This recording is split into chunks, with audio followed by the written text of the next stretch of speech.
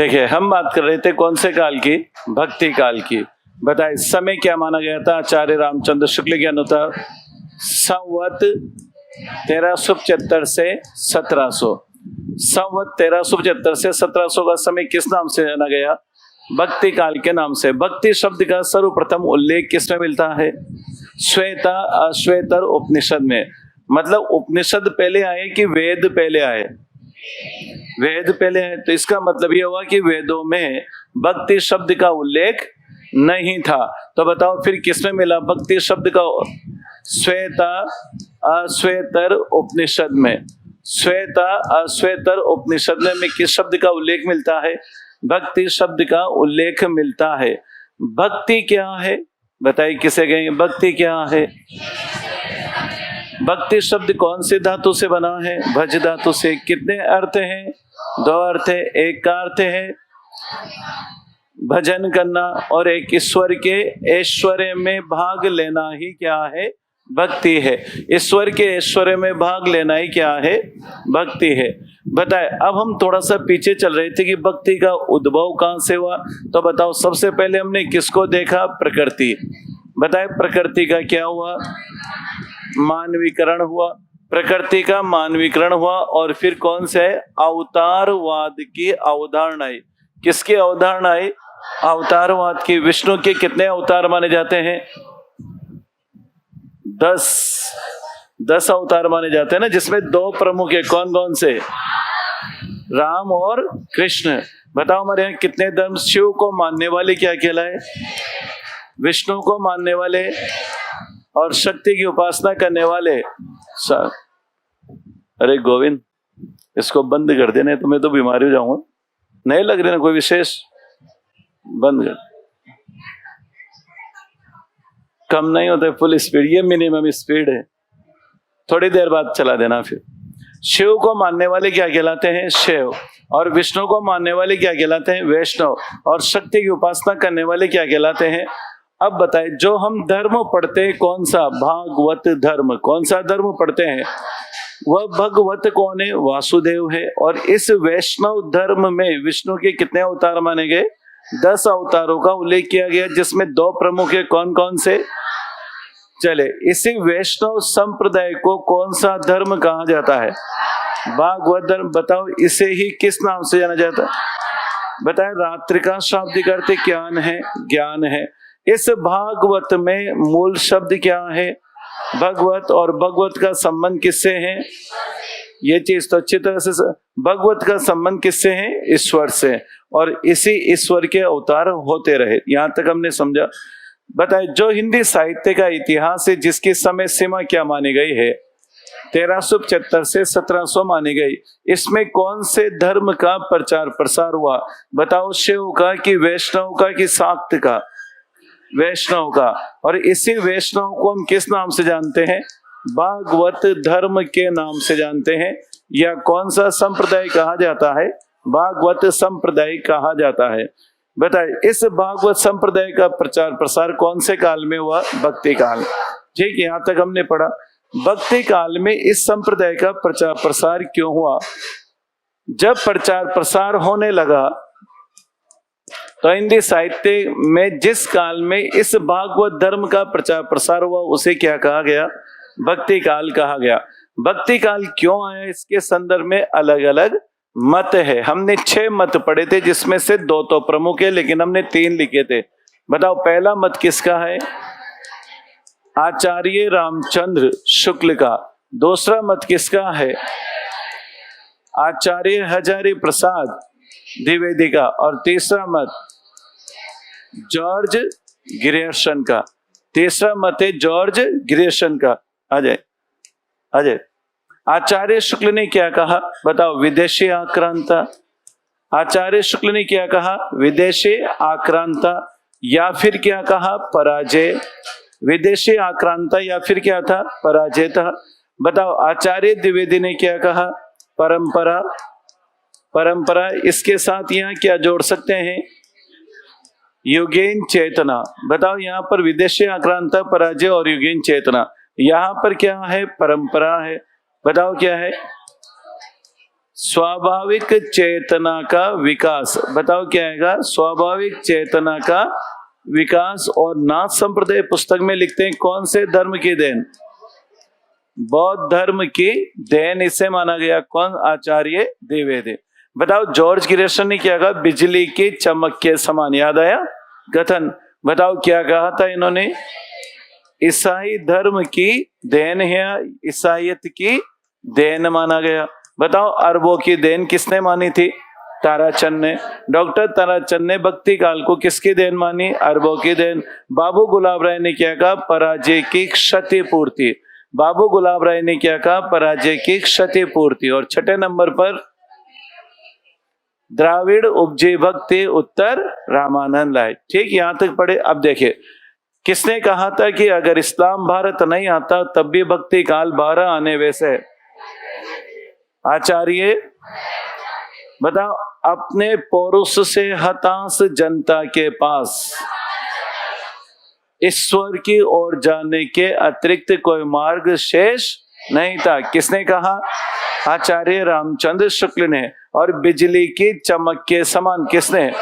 George Grierson ने। यहां तक 6 मत हो गए भक्ति काल। यहां तक हमने कथन हो गए थे। ठीक है, अब देखते हैं भक्ति काल को और क्या कहा। देखे अगर हम बात करें तो भक्ति काल को स्वर्ण युग कहा जाता है। क्या कहा जाता है? स्वर्ण युग कहा जाता है। सबसे पहले स्वर्ण युग किसने कहा था? जॉर्ज ग्रियर्सन ने। और इस जॉर्ज ग्रियर्सन के बाद, इन जॉर्ज ग्रियर्सन के बाद किसने स्वर्ण काल कहा था? डॉक्टर श्याम सुंदर दास ने। से कौन सा काल कहा? स्वर्ण काल कहा। तो इसे लोक जागरण काल भी कहा गया और इसे लोक जागरण भी कहा गया। नीचे लिखिएगा। अब आगे बढ़ते हैं।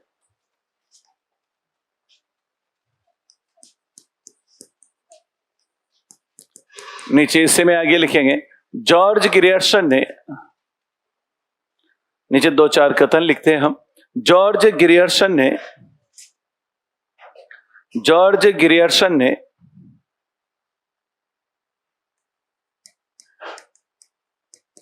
भक्ति काल को स्वर्ण युग की संज्ञा दी है। जॉर्ज ग्रियर्सन ने भक्ति काल को स्वर्ण युग की संज्ञा दी है।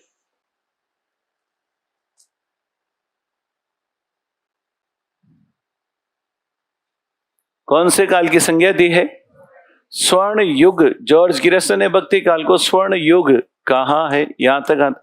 अब देखिए बहुत सी जगह स्वर्ण काल कोई भी शब्द, अगर विदेशी में देखे तो किसका नाम आता है? George Grierson. हिंदी में देखे तो किसका आता है? डॉक्टर श्याम सुंदर दास। नीचे लिखिएगा डॉक्टर श्याम सुंदर दास ने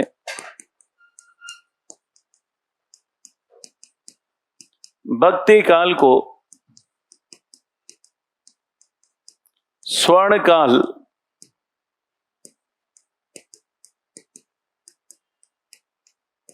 दोनों शब्द एक ही है, दोनों में कोई अंतर नहीं है। विदेशियों में पहले सबसे पहले किसने कहा था? George Grierson. अगर हम देखें इतिहास में जॉर्ज बाबू श्याम सुंदर दास तो बहुत बाद, तो जॉर्ज ग्रियर्सन ने इसे स्वर्ण युग कहा और बाद में इसे स्वर्ण युग या स्वर्ण काल किसने कहा? डॉक्टर श्याम सुंदर दास ने कहा।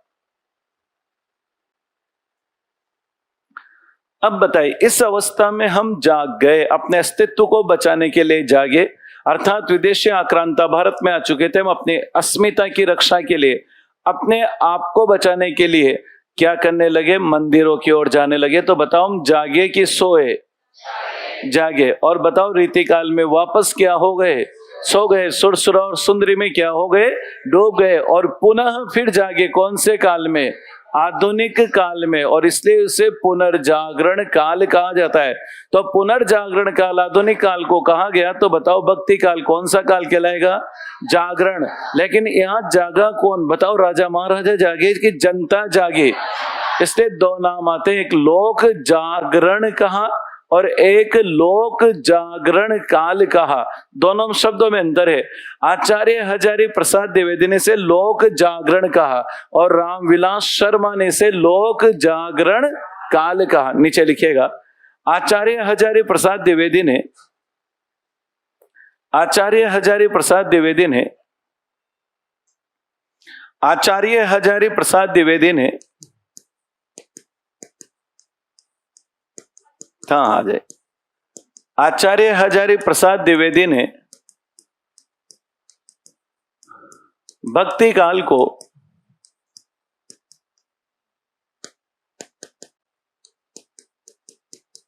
लोक जागरण कहा। क्या कहा? लोक जागरण कहा। भक्ति काल को लोक जागरण कहा। शब्द को याद रखना, एक लोक जागरण है और एक लोक जागरण काल है। वो किसने कहा? राम विलास शर्मा ने। नीचे लिखिएगा,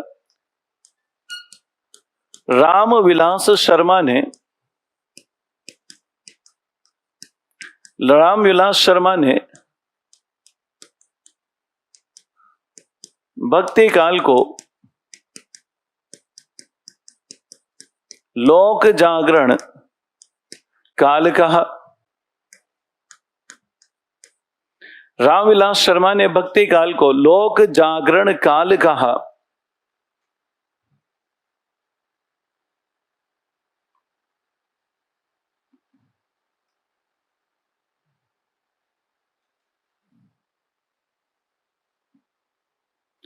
देखो दोनों में कोई अंतर नहीं है, लोक जागरण और यहां कौन सा है? लोक जागरण काल है। अब इसे जागरण कहा गया। अब देखो चारों काल आपको याद है, पहला वीरगाथा काल, फिर भक्ति काल, फिर रीति काल और फिर गद्य काल। बताओ हम यहाँ आराम से जी रहे थे और समझ जाए हमारे दायित्व से हम सुषुप्त थे, विदेशी आक्रांत है तो बताओ हम क्या हो गए? सजग हो गए। बहुत सीधी सी चीज है। आपने देखा होगा अगर आसपास मोहल्ले में कोई चोरी नहीं हो तो बताओ कोई टेंशन नहीं है, लेकिन मोहल्ले में अगर किसी की साइकिल चोरी हो गई तो अपने घर में बच्चे की साइकिल को बांध के रखने लग जाते हैं। सजग हुए कि नहीं हुए? सजग हो गए। ऐसे जब तक हम कोई टेंशन नहीं थे, विदेशी नहीं आए, जब विदेशी आते बताओ हम क्या हो गए? सजग हो गए। सजग हो गए तो कौन सा काल? लोक जागरण या रोग जागरण काल कहा। फिर हमें लगा भाई ये तो परमानेंट ही यही हो गए, 300 साल हो गए, इनको भी जाने वाले नहीं है, तो फिर हम मस्त हो गए। मस्त होते फिर एंट्री मार गया, हो गया कि यार वो तो चोरी एक बार हो गई, बार बार थोड़ी चोरी होती, 6 महीने बाद फिर। अब बताओ अब की बार कौन आए? कौन आए? अंग्रेज आए। कौन सा धर्म आया? ईसाई धर्म। तो फिर जागे और फिर जागे तो बताओ कौन सा काल आया? पुनर्जागरण काल आया। अब हमें लगा भाई आजाद हो गया अब देश, अब क्या हो गए हम? फिर मस्त हो गए। फिर कोई आएगा और विदेशी आक्रांता, फिर कोई आ गया, फिर जागेंगे, लेकिन हम समय से पहले नहीं जाग रहे हैं। अब विदेशी आक्रांता फिर आगे तो फिर कोई धर्म लेके आएगा। और आप जानते हैं दुनिया में बढ़ती हुई ताकत चीन है। ठीक है, यहां पर एक बड़ी सा, तो रामविलास शर्मा ने भक्ति काल को क्या कहा है? लोक जागरण काल कहा है। इसे एक जनजातीय आंदोलन कहा है। बताओ जनजातीय का मतलब जनजातीय नहीं है, जन हम जैसे लोग। नीचे लिखेगा, रामविलास शर्मा ने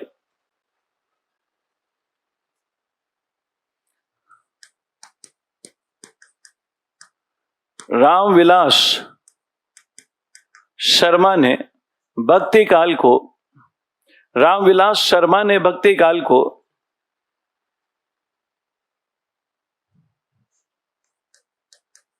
जातीय एवं एक जातीय, लिखेंगे एक जातीय एवं जन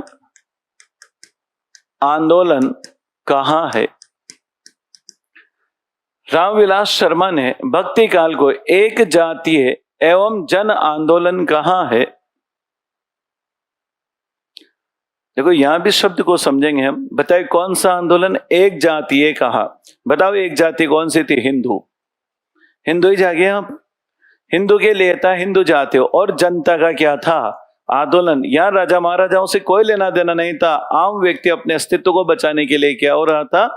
लड़ रहा था। इसलिए चाहे एक जातीय आंदोलन या जन आंदोलन कहिए, चाहे लोक जागरण काल कहिए, चाहे लोक जागरण कहिए, कौन सा काल हुआ? ये तो भक्ति काल।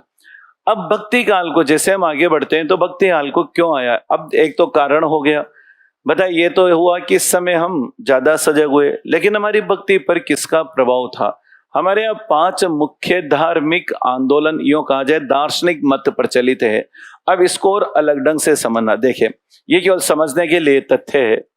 बताओ आक्रमण उत्तर भारत में हुए कि दक्षिण भारत में? उत्तर भारत में आक्रमण हुए, सीधी सी बात है। अब देखिए इसको दो भागों में बांटते हैं। आप इतिहास बेहतरीन ढंग से पढ़ते इसलिए इस बात को बहुत अच्छी तरह से समझेंगे। बताओ अवतारवाद की धारणा थी, आज हम भी मानते हैं। बताओ भगवान ने अवतार उत्तर भारत में लिए, कहाँ लिए? बताओ राम और कृष्ण उत्तर प्रदेश में पैदा हुए, ठीक है। अब देखिए सबसे बड़े ये भागवत धर्म का प्रचार। लेकिन विदेशी आक्रांता अगर आप देखिए, सिकंदर आया उसके समय से भारत में आक्रमण होते रहे। आक्रमण, अब जहां साहित्य, संगीत और कला था, जब फर्स्ट ग्रेड में हम अरस्तु प्लेटो को पढ़ेंगे तब ये लाइन फिर बताऊंगा मैं आपको।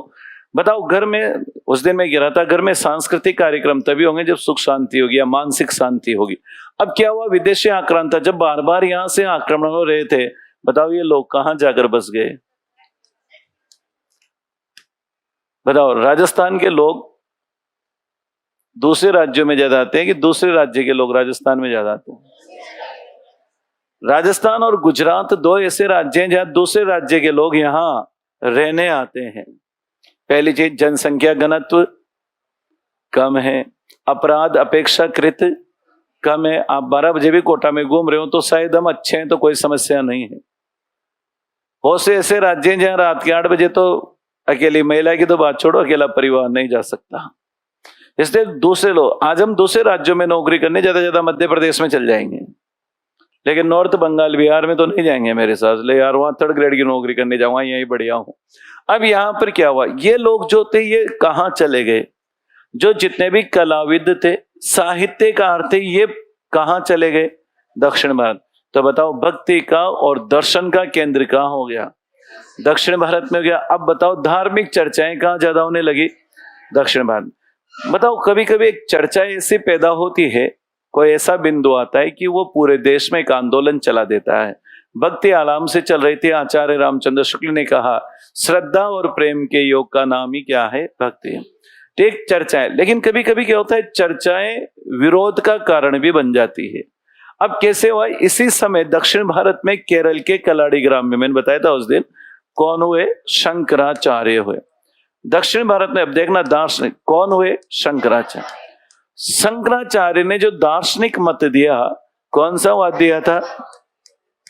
जीके में तो आपके डायरेक्ट पूछा जाता है अद्वैतवाद का प्रवर्तक कौन था? शंकराचार्य। शंकराचार्य ने जैसे दार्शनिक मत दिया कि आत्मा और परमात्मा क्या है? एक है। अ यानी नहीं, द्वैत यानी दो का, जिसमें दो का भेद नहीं है, जो आत्मा और परमात्मा अलग। बताओ क्या बोला जाता है? जीव, जगत और ब्रह्म, तीन ही चीजें हैं, जीव, जगत और ब्रह्म। अब बताओ इन्होंने क्या कहा? जगत तो क्या है? असत्य है। ये सृष्टि बनी है, सृष्टि का नाश तो होकर ही रहेगा। ब्रह्म सत्य, जगत मिथ्या। ब्रह्म ही सत्य है और जगत क्या है?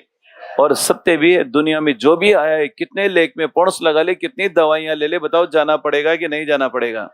जाना पड़ेगा। जो आया है, कितना ही सुंदर मकान बनवा लो, कितने मजबूत सीमेंट लगवा लो, कितना ही बढ़िया सरिया स्टील लगवा लो, बताओ 100 साल वो चलेगा नहीं, वो तोड़ना ही पड़ेगा। अभी जितनी तेजी से बन रहे, 25 साल बाद, 50 साल बाद टूटने वालों की संख्या भी इतनी ज्यादा होगी। क्यों? एक लिमिट है मकान की, 50 साल। आपके सर हमारे गांव में तो 100 साल हो गए। दादाजी और पिताजी घरों में मकान कैसे होते थे? 1 मंजिल के, ज्यादा ज्यादा 1 और पट्टियों पे बनते थे।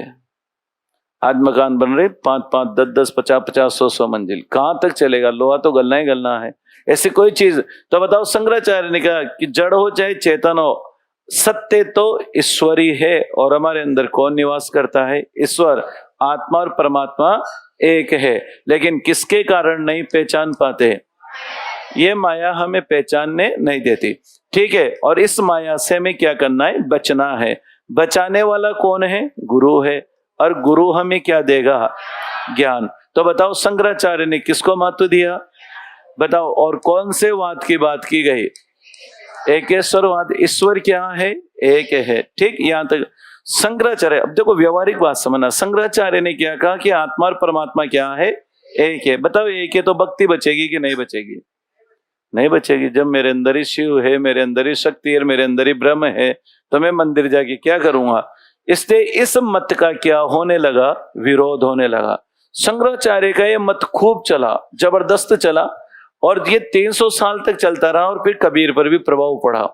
लेकिन अब बताइए यहाँ क्या है? केरल है। और बताओ यहाँ क्या है? तमिलनाडु है। इसका प्रभाव यहाँ पड़ा और यहाँ पर कौन थे? आलवार थे। यहाँ कौन थे? और इनमें सबसे पुराने कौन है? रंगनाथ मुनि है।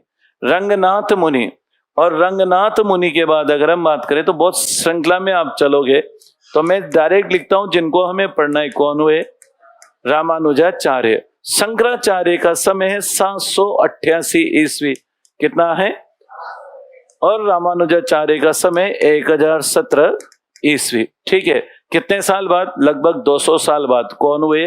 रामानुजाचार्य। रामानुजाचार्य ने किसके मत का खंडन किया? खंडन होना था। बताओ, आत्मा और परमात्मा एक है तो फिर तो महत्व ही खत्म हो गया। भक्ति का स्थान प्रमुख बचेगा कि गौण हो जाएगा? गौण हो जाएगा। तो रामानुजाचार्य ने इनके मत का खंडन करने वाला मत दिया और वह था कौन सा? कौन सा वाद कहलाएगा? विशिष्ट अद्वैतवाद। अब इसका संधि विच्छेद करिए, क्या होगा? विशिष्ट धन अद्वैत। अद्वैत का मतलब है दो नहीं है। बात तो यहीं से है। इन्होंने सिर्फ अंतर फिर दोनों में क्या है? विशिष्टता का और सामान्य का। बताओ, बड़े का और छोटे का। अब बताओ, भक्ति कहां प्रधान हो जाएगी? बताओ, यहां की वहां। एक सर्वशक्तिमान है और एक शक्तिहीन है। एक सागर है और एक बूंद है। एक आग का दरिया और एक चिंगारी है। समुद्र में उछली हुई बूंद, बताओ अंत में किसमें मिलेगी? बूंद कभी समुद्र नहीं बनेगी। वह सर्वशक्तिमान परमात्मा है और हम उसका क्या है? अंश है। अंश और अंशी का भाव पाया जाता है। अब अंतर किसका गया? बताओ, वह ये है तो हम ये है। अब हम किस में मिलना चाहते हैं? परमात्मा में। बूंद वापस किस में जाना चाहती है? सागर में जाना चाहती। तो कैसे प्राप्त करें? तो बताओ, ईश्वर प्राप्ति का मार्ग क्या है? 4 मार्ग देखे थे हमने, उसमें से जो अंतिम मार्ग था वो कौन सा था? भक्ति थी। बताओ, शंकराचार्य ने किसको महत्व दिया? कितनी चीजें बताई थी? 4। पहला कर्म, ज्ञान, योग और भक्ति। और सबसे सरल कौन सी है?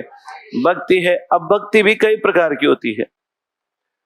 बताओ, सखा भाव की भक्ति होती है, दास्य भाव की भक्ति होती है, अष्टयाम भक्ति होती है, नवधा भक्ति होती है। ये भक्तियों के प्रकार है। अब देखिए, यहां भक्ति होने लगी। बताओ, एक बड़ा है एक छोटा है।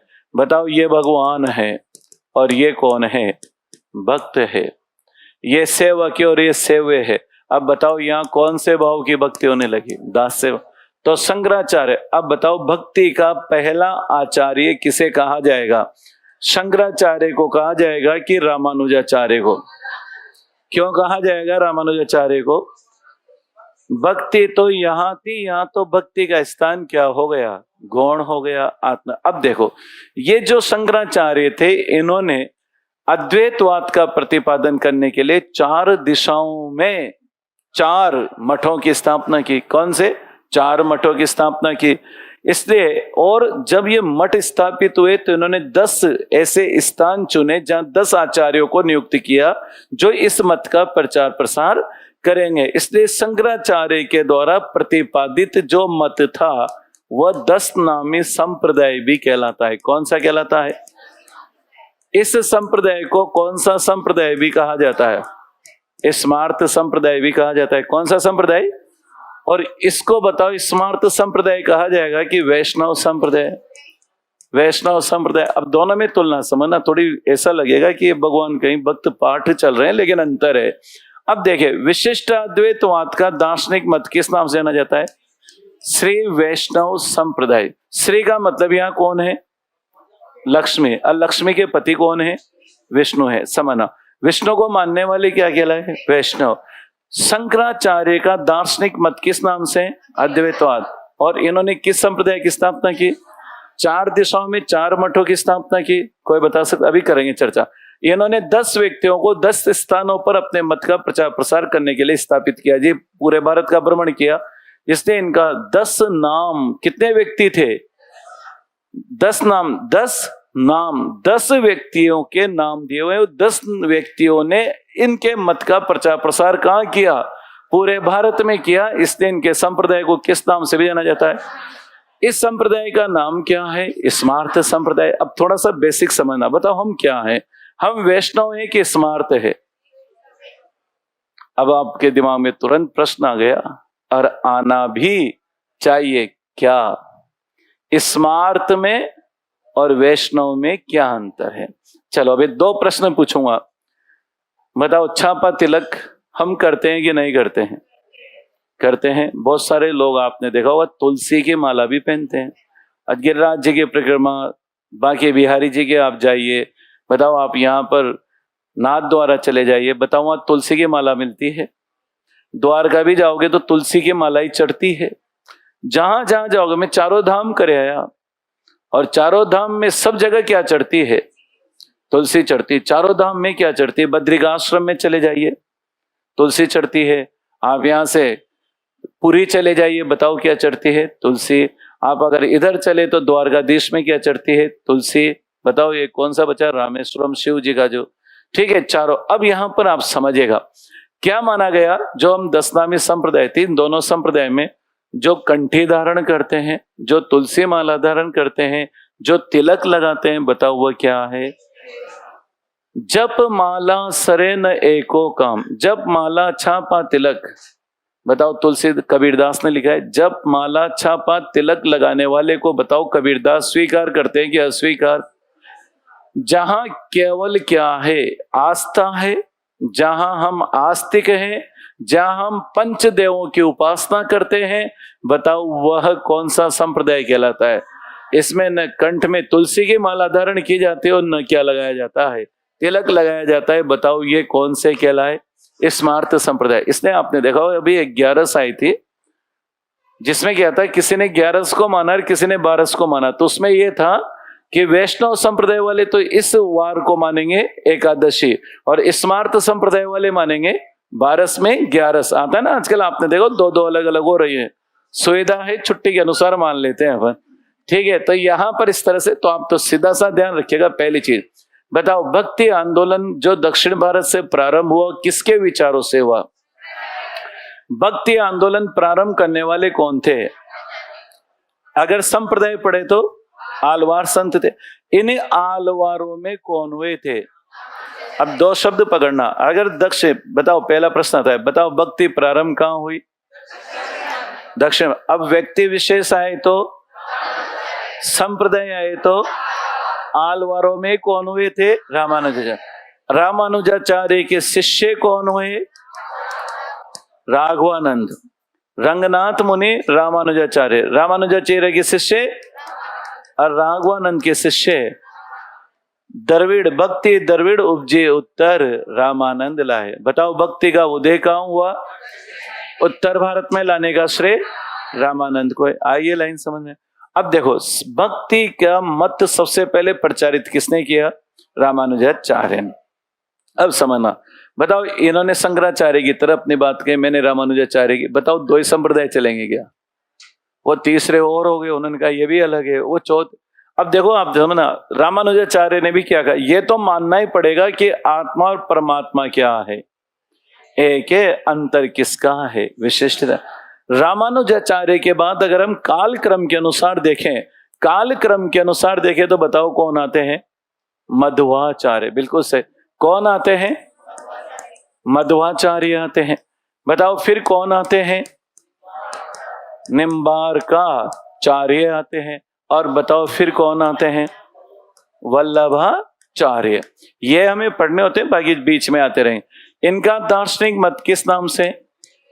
द्वैतवाद के नाम से। इनका दार्शनिक मत द्वैता अद्वैतवाद के नाम से जाना जाता है, और इनका मत शुद्ध अद्वैतवाद। अब पहले ये क्या है, ये तो बात की बात हम देखेंगे। पहले देखो, बताओ शंकराचार्य ने क्या कहा? अद्वैत। रामानुजाचार्य ने विशिष्टाद्वैत, मतलब उन्होंने माना कि हमारे अंदर कौन है? भगवान है। बताओ वल्लभाचार्य ने भी क्या माना? हमारे अंदर भगवान है। अद्वैत का मतलब आत्मा परमात्मा एक है। इन्होंने भी क्या माना? ईश्वर एक है और हमारे अंदर भगवान है। मतलब 5 में से 4 तो ये मानते हैं कि हमारे अंदर कौन है। तो बताओ हमें भी क्या करना चाहिए? मान लेना चाहिए। इसलिए तो लोग कहते हैं मैं बेईमानी कर रहा हूं, कोई नहीं देख रहा है, कर लो। तभी तो हमारे घरों में बोला जाता है कोई नहीं देख रहा है लेकिन भगवान देख रहा है। दीवारें कितने भी मजबूत कर लो, आपने बेईमानी की, चोरी की, कोई फर्क नहीं, गलत काम किया, कोई नहीं देख रहा है लेकिन कौन देख रहा है? वो सैटेलाइट है, दीवारें उसे रोक नहीं सकती। इसलिए कर्म फल तो क्या करना है, यही भोगना। ये चीजें दार्शनिक मत, ये तो भक्ति और क्या है। अब देखिएगा अंतर किस बात का है। यहाँ शुद्ध का मतलब क्या है, यहाँ द्वैत क्या है, यहाँ द्वैतवाद क्या है, इसको हम बाद में आगे देखें। अब बताए भक्ति से संबंधित कितने संप्रदाय हो गए, 5। एक संप्रदाय के प्रतिक्रिया स्वरूप कितने संप्रदाय है, 4। बाद में तो बहुत संप्रदाय चले, लेकिन मुख्य कितने हैं, 4। अब इनसे संबंधित हमारे क्या बनते हैं प्रश्न। अब शीर्षक डालेगा भक्ति से संबंधित, शीर्षक डालेगा भक्ति से संबंधित प्रमुख दार्शनिक मत। भक्ति से संबंधित प्रमुख दार्शनिक मत। भक्ति से संबंधित प्रमुख दार्शनिक मत। भक्ति से संबंधित प्रमुख दार्शनिक मत। अब देखिएगा बहुत सारी चीजें एक साथ आएगी। मैं 5 व्यक्तियों के नाम एक साथ लिखूंगा, पहले ध्यान देना। कालक्रम के अनुसार होगा। नेट के एग्जाम में फर्स्ट ग्रेड में क्रमशः पूछे जाते हैं। आपको कुछ नहीं लिखना, केवल आप तो जहां चीज बताओ। पहला नाम किसका है, शंकराचार्य। शंकराचार्य के मत का खंडन करने वाले रामानुजाचार्य। किसका नाम आएगा, रामानुजाचार्य। बताओ रामानुजाचार्य के बाद मध्वाचार्य, और फिर नाम निम्बार्कधन आचार्य, और फिर वल्लभाचार्य। कितने आचार्य हो गए, 5। अब पहले इनका जन्म सन लेते हैं। जन्म क्या माना जाता है, शंकराचार्य का जन्म हुआ 788 ईस्वी। स्थान अपन लिख लेंगे बाद में। रामानुजाचार्य का जो जन्म माना जाता है 1017 ईस्वी आ जाए। मध्वाचार्य का जो जन्म माना जाता है गोपाल कृष्ण भंडारकर, इनका मानते हैं 1162 ईस्वी। निम्बार्काचार्य का जन्म 1199 ईस्वी, और इनका जन्म 1479 ईस्वी। कितने मत हो गए, 5। मुख्य मत, इनके मत के प्रतिक्रिया स्वरूप यह है। ठीक। अब शंकराचार्य किसके अवतार माने जाते हैं, भगवान शंकर के अवतार। किसके अवतार, भगवान शंकर के अवतार माने जाते हैं। रामानुजाचार्य, अब आपको रटने की, बताओ शंकर में तो किसके अवतार माने गए, भगवान शंकर के। अब यहां देखो रामानुज, राम धन अनुज। रामानुज किसका पर्यायवाची हुआ, लक्ष्मण का। और लक्ष्मण किसके अवतार थे, शेषनाग। तो यहां क्या आ जाएंगे, शेषनाग अथवा लक्ष्मण के अवतार माने जाते हैं। इन्हें शेषनाग या लक्ष्मण के अवतार माने जाते हैं। इन्हें वायु का तीसरा अवतार माना जाता है। वायु का तृतीय अवतार, वायु का तीसरा अवतार किसे माना जाता है, मतलब निम्बार्क का संधि विच्छेद करो, निम्ब धन अर्क। अर्क यानी इन्हें सूर्य ऑब्लिक, सूर्य भी सुदर्शन चक्र का अवतार माना जाता है। इन्हें का अवतार माना जाता है। इन्हें किसका अवतार माना जाता है, अग्नि। अग्नि को क्या कहा जाता है, वैश्वानर अवतार। वैश्वानर यानी अग्नि अवतार, वैष्णव अवतार माना जाता है। ठीक, ये मत हो गए। डायरेक्ट प्रश्न बनता है, शंकराचार्य किसके अवतार माने जाते हैं, भगवान। रामानुजाचार्य बोलने लगो तो राम के अनुज कौन, लक्ष्मण है। लक्ष्मण किसके अवतार, वायु का तीसरा अवतार किसे माना जाता है, मध्वाचार्य को। वायु का तीसरा अवतार मध्वाचार्य को। निम्बार्क, निम्ब धन अर्क, सूर्य और सुदर्शन चक्र का अवतार माना जाता है।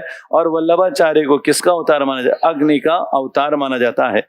अब देखिएगा इन्होंने क्या किया, कौन से संप्रदाय की स्थापना की, तो यहां पर शंकराचार्य का दार्शनिक मत किस नाम से, यहां तक सीधा सा है, अद्वैतवाद है। बताओ यहां यह शब्द बना विशिष्ट अद्वैत, विशिष्ट धन अद्वैतवाद। मध्वाचार्य यहां हो जाएगा कौन सा, द्वैतवाद। बताओ निम्बार्काचार्य द्वैत भी है, द्वैता अद्वैत वाद, और बताओ यहां शुद्ध अद्वैतवाद। ठीक है यहां तक। अब इन्होंने कौन से संप्रदाय की स्थापना की? तो यहां पर अगर हम देखें तो देखिए इन्होंने कौन से संप्रदाय की? स्मार्थ ऑब्लिक 10 नामी संप्रदाय, 10 नाम वाले व्यक्तियों ने इसका प्रचार प्रसार किया। विशिष्ट अद्वैतवाद श्री वैष्णव संप्रदाय की बात की। बताओ इन्होंने ब्रह्म संप्रदाय, इन्होंने विष्णु को ब्रह्म के रूप में पूजा, इसलिए कौन सा संप्रदाय हो जाएगा? ब्रह्म संप्रदाय। इसे निम्बार्क संप्रदाय, कौन सा? निम्बार्क संप्रदाय, यह हो जाएगा कौन सा? निम्बार्क संप्रदाय। और बताओ इसे वल्लभ संप्रदाय। ठीक, कुछ भी पूछे, देखो सबसे इंपॉर्टेंट है हमारे क्या पूछा जाता है, आपने देखा होगा जीके में भी आता है किस किसने कौन से संप्रदाय की स्थापना की। दूसरा दार्शनिक मत क्या है, किसका अवतार माना जाता है, किसने दिया। नेट के एग्जाम में इन चीजों को कैसे पूछा जाता है? कालक्रम के अनुसार। कालक्रम के अनुसार डॉक्टर गणपति चंद्रगुप्त ने भी इन दार्शनिक मत वाले आचार्यों का कालक्रम कैसे माना है? ऐसे माना है। तो भक्ति से संबंधित प्रमुख दार्शनिक मत यह है। इस टेबल को तो ऐसे कैसे बना? भक्ति से संबंधित दार्शनिक मत आ जाएंगे एक लाइन में, आ जाएंगे रजिस्टर में। यूं नहीं आए तो यूं खड़ा करके लिख लेना।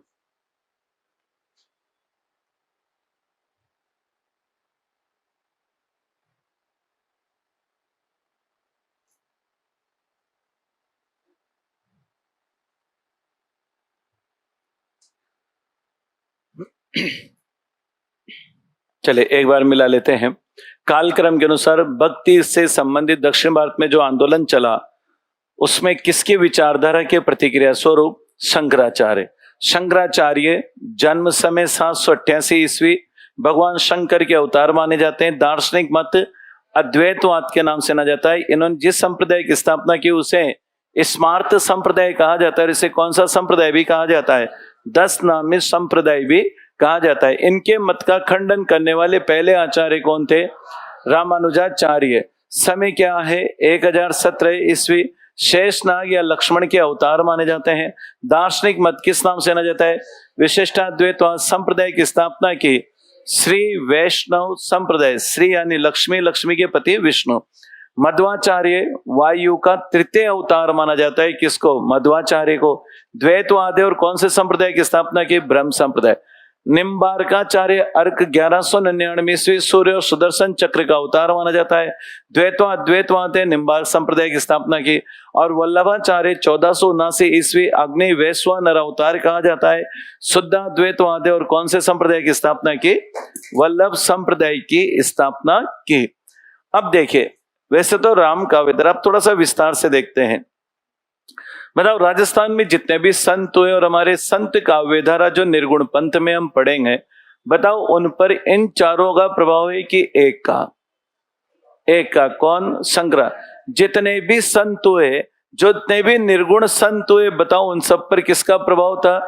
ये ईश्वर को तो मानते हैं लेकिन ये नहीं, नास्तिक नहीं है ये। भगवान को तो मानते हैं लेकिन भगवान कहाँ है?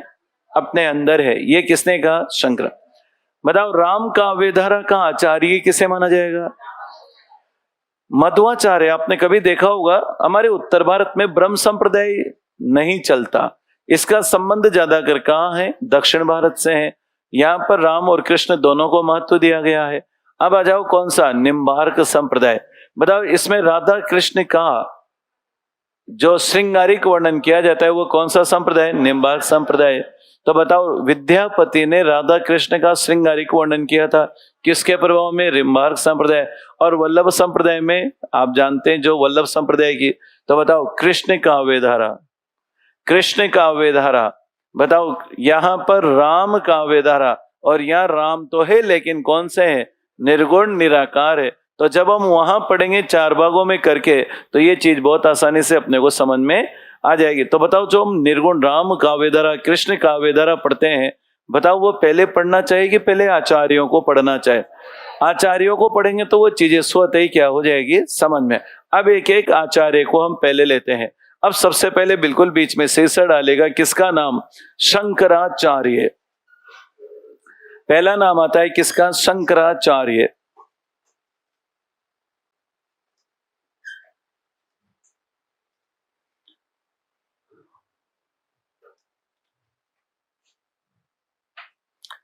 कुछ नहीं लिखना, पहले अपन समझेंगे। नंबर 1 पहला नाम आता है किसका, शंकराचार्य। देखिए इनका जन्म कब हुआ, 788 ईस्वी।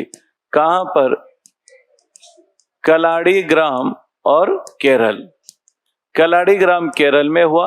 और समय देखना 820 ईस्वी में इनकी क्या हो गई, मृत्यु हो गई। कुल आयु अगर हम देखें तो कितने वर्ष, 32 वर्ष। लेकिन अल्पायु में अनेकानेक तो ग्रंथ लिखे और अपनी प्रसिद्धि आज भी पूरे भारत में है। हमारे हिंदू धर्म के आदि आचार्य कौन माने जाते हैं, शंकराचार्य।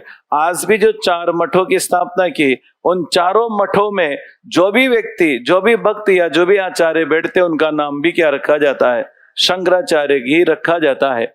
ठीक है, शंकराचार्य हुए। शंकराचार्य के संदर्भ में किंवदंती मैंने आपको बताई थी। इनके माता पिता के कोई संतान नहीं थी, भगवान शिव की उपासना की। भगवान शिव प्रसन्न हुए और सपने में आते हैं और कहते हैं कि आपके सामने एक विकल्प है।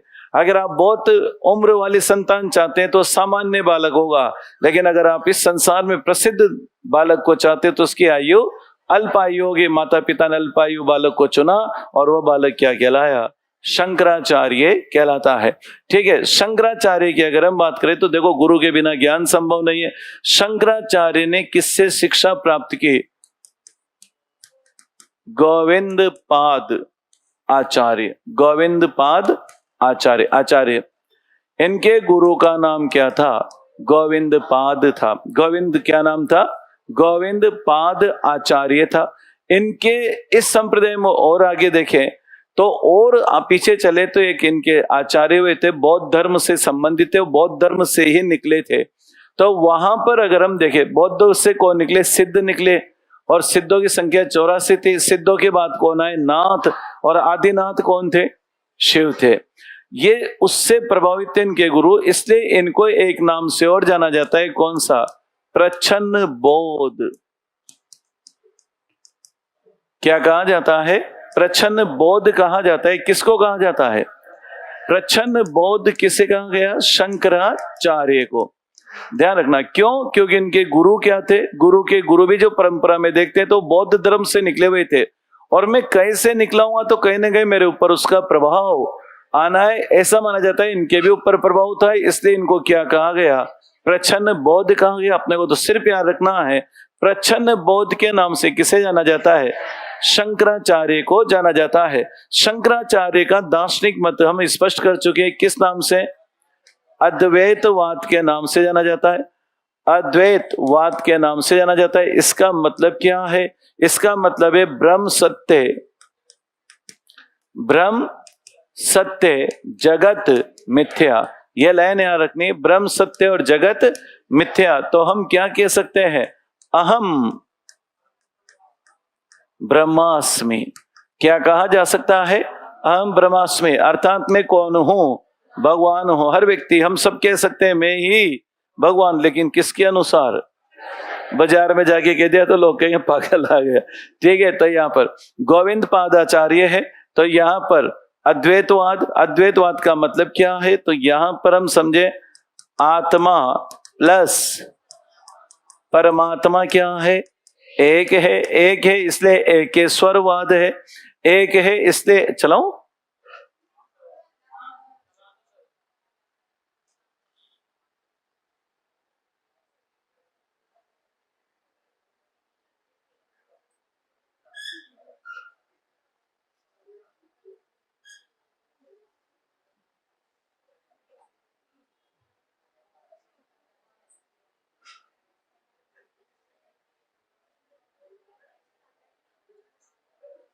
चले आगे देखते हैं।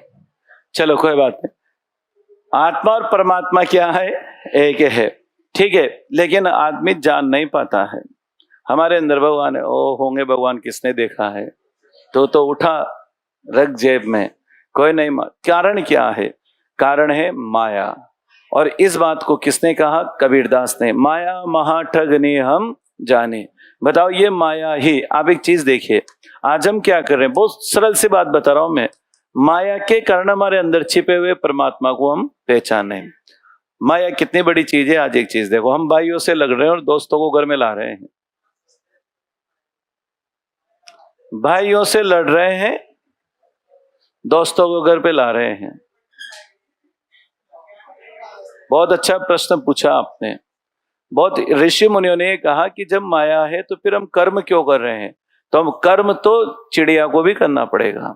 मनुष्य को जीवन यापन, सुखद जीवन यापन करने के लिए बताओ, धर्म अर्थ काम मोक्ष, पैसे हमारे 4 चीजें माने गए। उसमें अर्थ का भी क्या है? महत्व है। लेकिन अर्थ कमाने के बाद व्यक्ति को क्या रहना चाहिए? धर्म में खर्च करे, मन में खर्च करे, परिवार पर खर्च करे, और अर्जन सात्विक तरीके से होना चाहिए। अगर मैंने गलत तरीके से अर्जित किया तो उसका फल मेरी संतान को भोगना पड़ेगा। या तो वो विकृत पैदा होगी या वो विकृत हो जाएगी।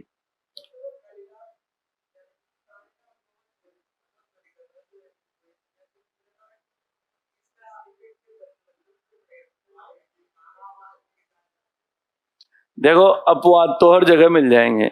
राजा के बेटे चोर हुए और चोरों के बेटे राजा हो गए। लेकिन अगर हम साधारण जो धर्म, भाई मैं तो कोई आचार्य हूं नहीं, मैं तो जो इन्होंने कहा वही बता रहा हूं, ठीक है, तो वो अलग चीजें हो जाती है। लेकिन निश्चित है, जैसा परिवार होगा वैसा बच्चा वातावरण में जरूर सीखता है। लेकिन हमेशा हो ये कोई जरूरी भी नहीं है। तो आत्मा और परमात्मा एक है। हमने किसके कारण नहीं पहचान पाते? माया के कारण। और माया तो बहुत सारे, एक लड़का मिला मुझे आज सुबह, अपने यहाँ रीट साइंस में पढ़ता है सुबह। वो मुझे है, मैं क्लास छोड़ के निपटा 12 बजे। सर एक बात अकेले में बात करनी है। मैंने कहा बोल। सर मैं गांजा पीता हूं। मैंने कहा फिर? मैंने कहा पैसे कहां से आते हैं? कि सर पैसे की कोई कमी नहीं है। मैंने कहा फिर? कि सर छूटे कैसे? मैं कहा तो यहाँ कितने बजे तक? सर 12-1 बजे तक तो मैं यहाँ पढ़ता हूँ, जाता हूँ, खाना खाता हूँ और सो जाता हूँ। शाम होते होते मेरा दिमाग, जैसे मैं अकेला बैठा गांव में रहता था, पढ़ता, यहाँ पढ़ने नहीं आया, बीए प्राइवेट कर ली, बीएससी आ गया, चल गया। जब फिर ही रहता था गांव के लोगों ने पिलाने की आदत, और खाली दिमाग शैतान का घर।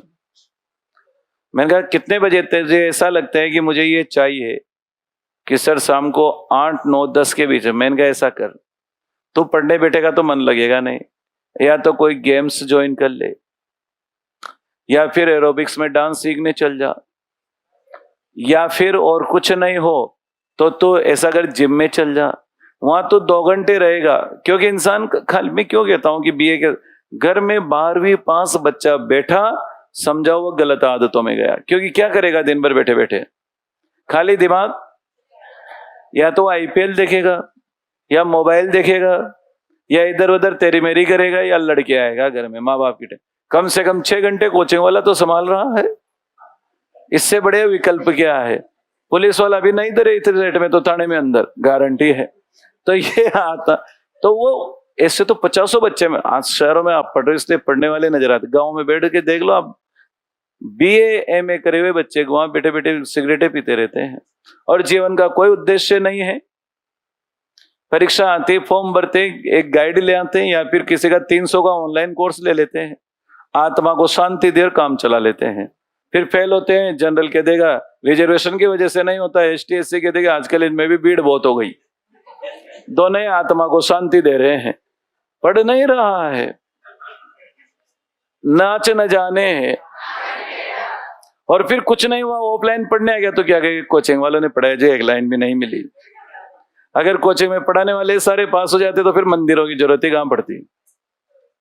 खुद को भी पढ़ना पड़ता है भाई। अगर कोचिंग में पढ़ाने वाले सारे पास हो जाते तो मैं यहाँ क्या करता? मैं तो आईएएस की कोचिंग करके अब तक तो कलेक्टर बन जाता।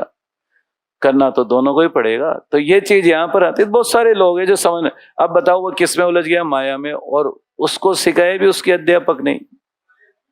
आज भी बहुत सारे अध्यापक होते हैं, यहाँ आप बैठे हैं, बस यो अन्यथा मत लीजिए, मैंने शायद किसी के मोबाइल नंबर मेरे पास नहीं है, न मेरे आपके पास होंगे, ठीक है, रोग है भी तो मेरे तो कभी उठता नहीं है।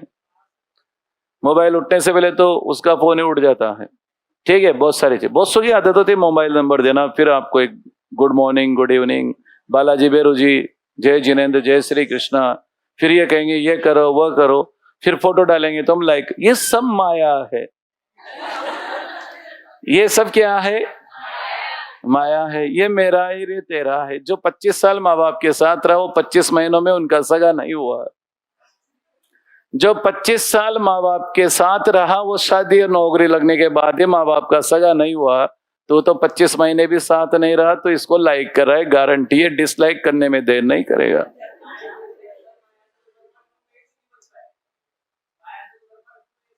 नहीं बच पाए तो अपन क्या चाहिए? ये बात किसने कही?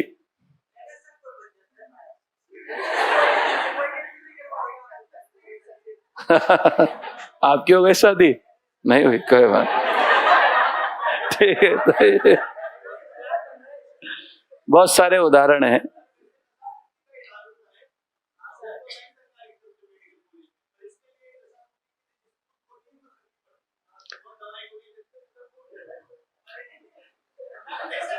नहीं, बिल्कुल सही है। मेरे गांव का एक व्यक्ति था, उसको जयपुर में, वो आपको 15-20 दिन रखेंगे, छोड़ देंगे, लेकिन वो आते अगर बगल में भाग गया तो फिर क्या करोगे? बस मन के हारे हार है। घर वालों तो पैसे देके आप बेच दिया। अब मान लो आप कोचिंग नहीं आ रहे हो तो घर वाले, और आप आके भी बैठ के क्या कहे, मेरा तो मन नहीं लग रहा है। अब कोचिंगों में मन लग जाते तो फिर टागिस का है कि ले खुलते। नहीं, मैं ऐसे ऐसे उदाहरण बता सकता हूँ। इस कोचिंग में जो पूरी फीस जमा कराते हैं, 2 दिन में 1 दिन आते हैं, 4 दिन में 1 दिन आते हैं, कोई मतलब नहीं है, दोस्त उसका नहीं है, फिर मुझे चौराहे पर दिखते हैं और मैंने कहा ये दोनों घूम रहे, ये बात ठीक है। ठीक है, तो बताओ ये क्या है? माया है। इस चक्कर में तो बहुत सी बार मैं गार्डन में घूमने नहीं जाता बाल बच्चे के, मैंने कहा मैं चलूंगा, बहुत सारे के विघ्न पैदा हो जाएंगे। चले आगे बढ़ते हैं। चलो, तो शंकराचार्य, मेरा मत कोई नहीं है, किसका मत है? मैं तो आगे जाते दोनों अलग अलग कर दूंगा। तो देखिए, शंकराचार्य, समय क्या माना गया? 788 ईस्वी। कौन सा? कलाड़ीग्राम, केरल। मृत्यु 820। आयु मात्र कितने वर्ष? किस नाम से जाना जाता है? प्रच्छन्न बोध। शंकराचार्य गोविंद पाद के आचार्य। दार्शनिक मत अद्वैतवाद। संप्रदाय की स्थापना। संप्रदाय कौन सा? बताओ, संप्रदाय को कौन सा? स्मार्त संप्रदाय। इसे किस नाम से भी जाना जाता है? 10 नामी संप्रदाय। ये आस्तिक है, इसमें पंचदेवों उपासना की बात की जाती है।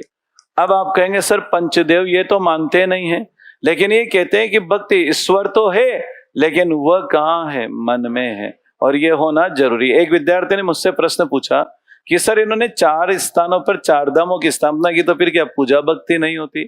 इन्होंने क्या कहा, बहुत अच्छी बात कही जाती है इस संदर्भ में।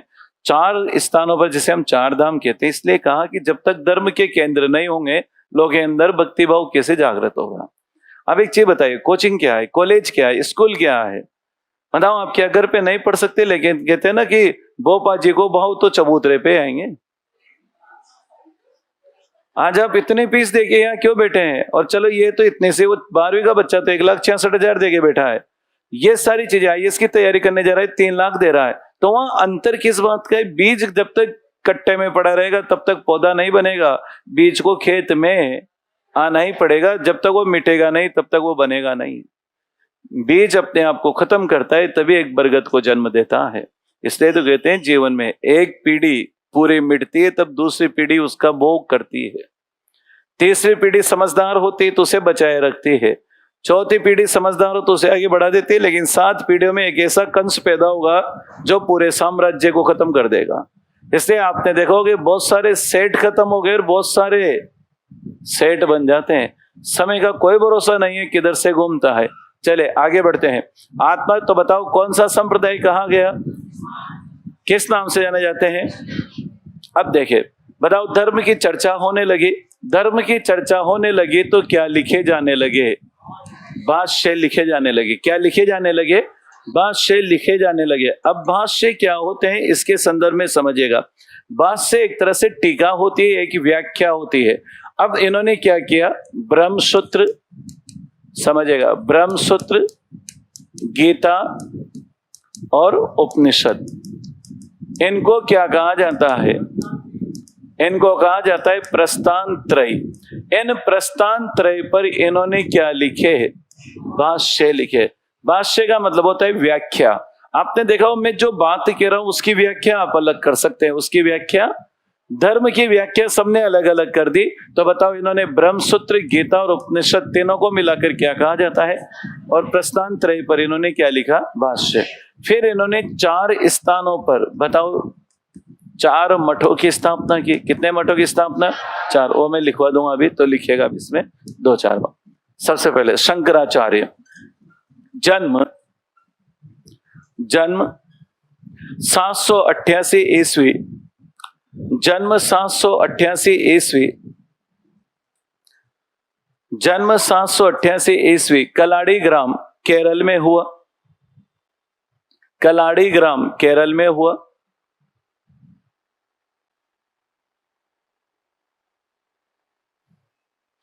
नीचे लिखिएगा मृत्यु 820 ईस्वी में।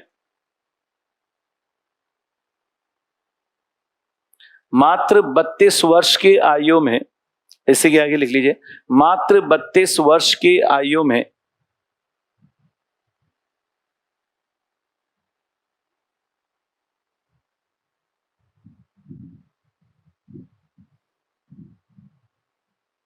नीचे लिखिएगा, इन्हें भगवान शंकर का अवतार माना जाता है। इन्हें भगवान शंकर का अवतार माना जाता है। इन्हें भगवान शंकर का अवतार माना जाता है।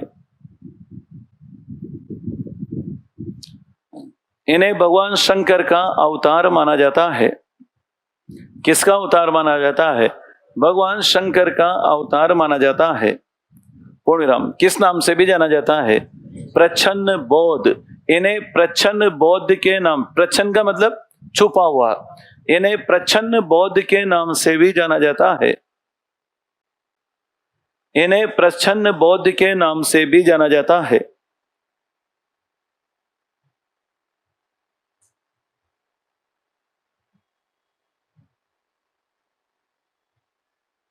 किसके नाम से भी जाना जाता है? प्रच्छन्न बोध के नाम से भी जाना जाता है। नीचे लिखिए, शंकराचार्य के गुरु का नाम, शंकराचार्य के गुरु का नाम गोविंद पाद। गोविंद पाद, बहुत सी जगह क्या मिलेगा? गोविंद योगी, एक ही नाम है। शंकराचार्य के गुरु का नाम गोविंद पाद ऑब्लिक गोविंद योगी था।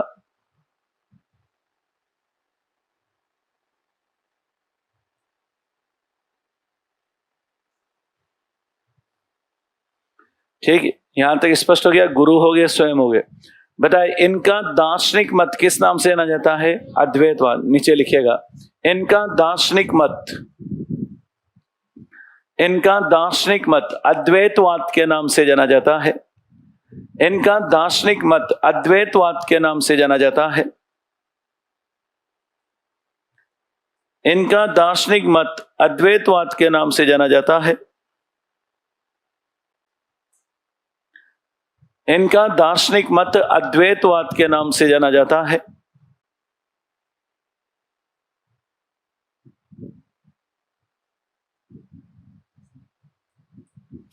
अद्वैत का शाब्दिक अर्थ है, अद्वैत का शाब्दिक अर्थ है, अद्वैत का शाब्दिक अर्थ है आत्मा और परमात्मा दो न होकर एक है।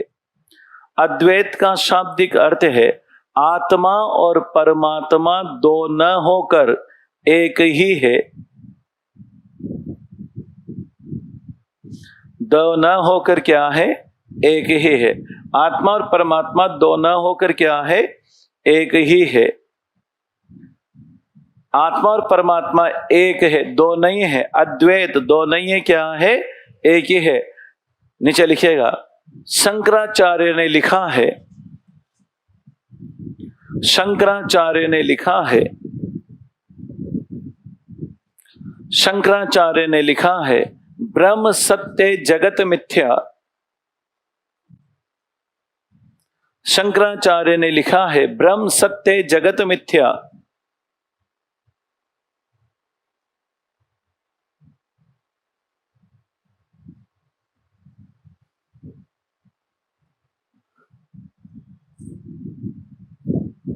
ब्रह्म सत्य और जगत क्या है? मिथ्या है। ब्रह्म ही सत्य है। इसलिए बताओ, जब इंसान मर जाता है तो क्या बोला जाता है? राम नाम सत्य है, बाकी सब गत्य है।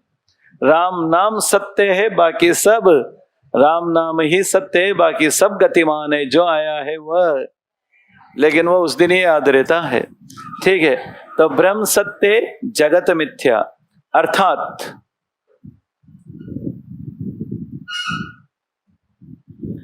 ब्रह्म ही सत्य है, अर्थात ब्रह्म ही सत्य है।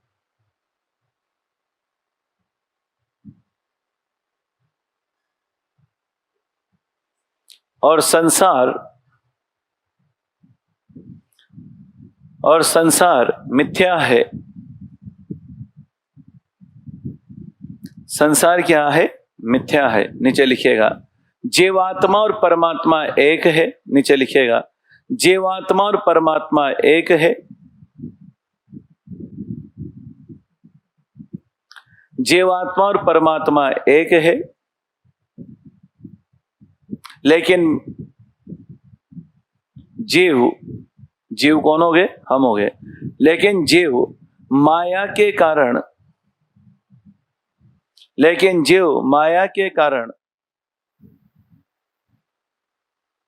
स्वयं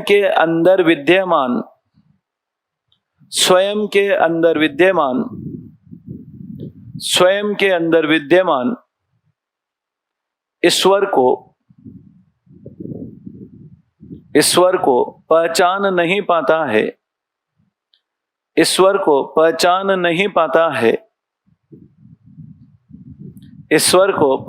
नहीं पाता है। किसके कारण नहीं पहचान पाता है? नीचे लिखिएगा शंकराचार्य माया के घोर विरोधी थे। शंकराचार्य माया के घोर विरोधी थे।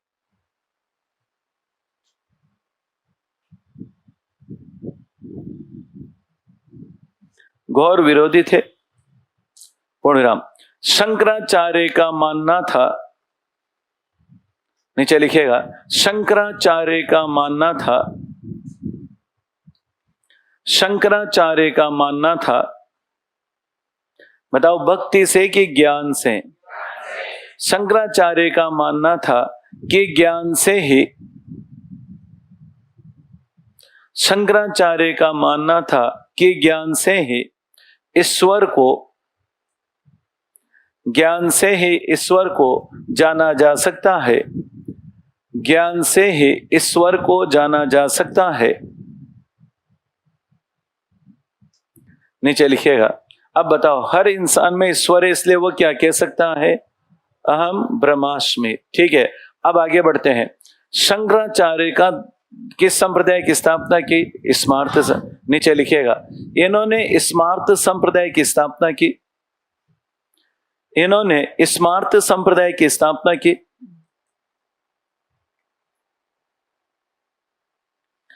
इन्होंने स्मार्त संप्रदाय की स्थापना की।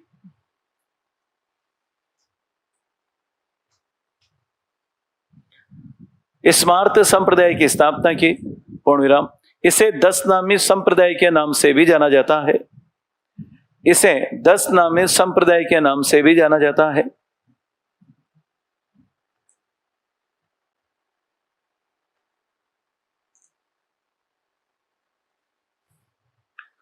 इसे किस संप्रदाय के नाम से भी जाना जाता है? 10 नामी संप्रदाय के नाम से भी जाना जाता है।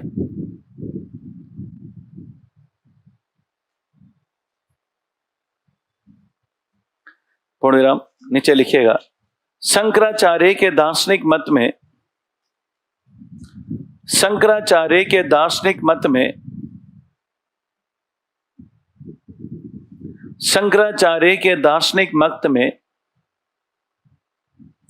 शंकराचार्य के दार्शनिक मत में, अब हाँ ना में उत्तर देना। बताओ, भक्ति प्रधान थी कि गौण थी? गौण, क्योंकि आत्मा परमात्मा एक है। शंकराचार्य के दार्शनिक मत में भक्ति का स्थान गौण था। शंकराचार्य के दार्शनिक मत में भक्ति का स्थान गौण था। भक्ति का स्थान गौण था। भक्ति का स्थान क्या था? गौण था। पूर्ण विराम। नीचे लिखेगा, शंकराचार्य ने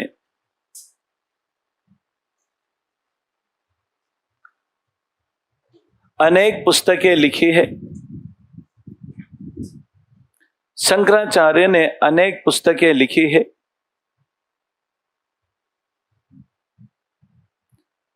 पूर्ण विराम। नीचे लिखेगा, शंकराचार्य ने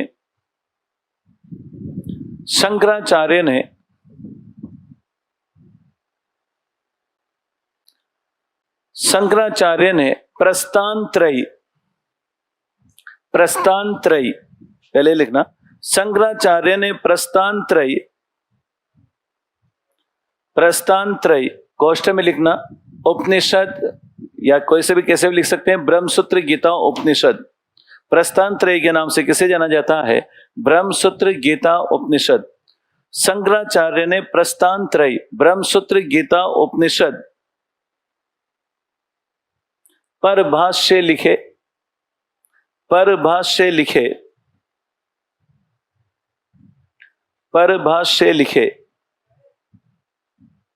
पूर्ण विराम। नीचे लिखेगा, अब बताओ, शंकराचार्य ने 4 दिशाओं में 4 मठों की स्थापना की। नीचे लिखेगा, शंकराचार्य ने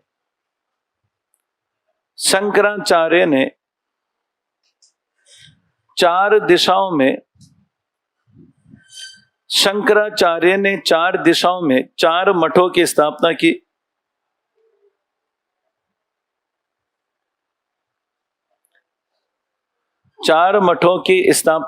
शंकराचार्य ने 4 दिशाओं में 4 मठों की स्थापना की। अब देखिए, 4 मठ कौन कौन से थे? बताओ, पहला आता है कौन सा? अगर हम यहां चले, बद्रिका आश्रम। बताओ, ये कहां पड़ता है? उत्तराखंड। बद्रिका आश्रम कहां है? उत्तराखंड में है। बताओ फिर, पुरी, जगन्नाथ पुरी कहां पर है? उड़ीसा। फिर चले, रामेश्वरम, तमिलनाडु। और द्वारका कहां पर? गुजरात में। 4 दिशाओं में कितने मठों की स्थापना की? इसलिए एक हिंदू धर्म का व्यक्ति कितनी यात्राएं करता है? 4 धाम की यात्रा करता है। ठीक है, लिखेगा। चारों ऐसे कैसे? इसे किस नाम से जाना जाता है? देखो, इसे कहा जाता है ज्योतिर्मठ। इसे कौन सा मठ कहा जाता है? ज्योतिर्मठ कहा जाता है। इसे गोवर्धन मठ कहा जाता है। इसे गोवर्धन मठ कहा जाता है। इसे श्रृंगेरी मठ कहा जाता है।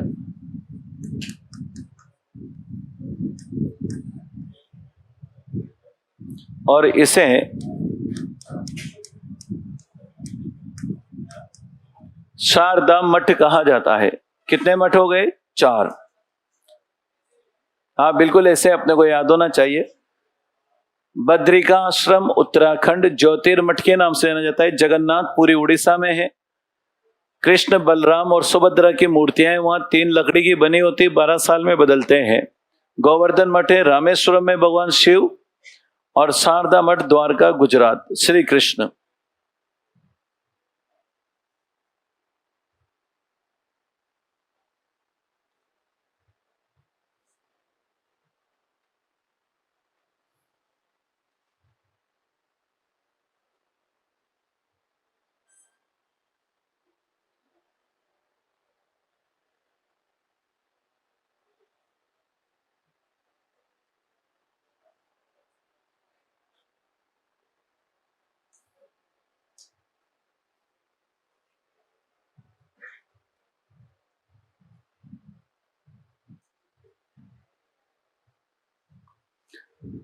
तो देखिए चारों मठ आज भक्ति के केंद्र हैं, ठीक है। चार धाम की यात्रा, चारों का स्थान इसलिए था कि मनुष्य में क्या जागृत रहे, भक्ति।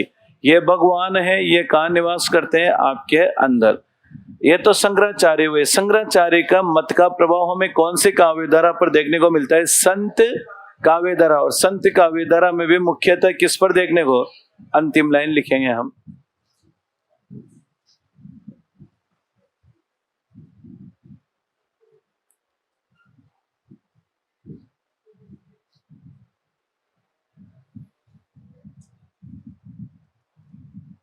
लिखे, नीचे अंतिम लाइन लिखेगा, शंकराचार्य के अद्वैतवाद का प्रभाव, शंकराचार्य के अद्वैतवाद का प्रभाव, शंकराचार्य के अद्वैतवाद का प्रभाव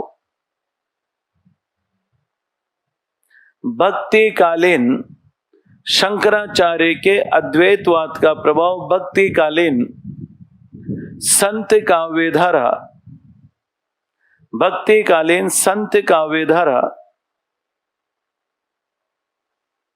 पर देखने को मिलता है। शंकराचार्य के अद्वैतवाद का प्रभाव भक्तिकालीन संत काव्यधारा पर देखने को मिलता है।